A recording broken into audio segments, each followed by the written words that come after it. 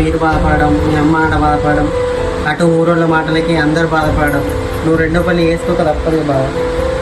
ఏదో తెలుసో తెలియక అన్నారు. ఇప్పుడు ఏమైతుంది, నేనేమన్నా నేను విడిచిపెడుతున్నాను అన్నానా, నువ్వు నాకు అర్థాను అన్నానా? ఎందుకంత బాధపడతాను?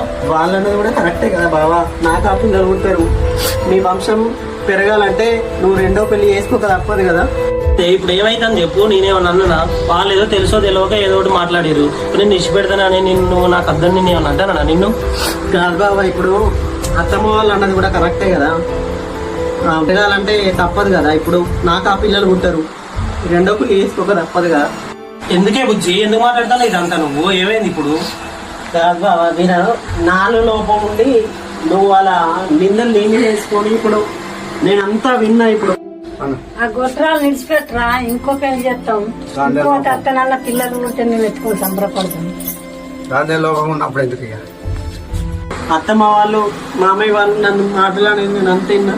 సరే మామయ్య అయితే అంటాడు, ఓకే పర్లేదు, కానీ అత్తమ్మ కూడా నాలాంటి ఆడదే కదా.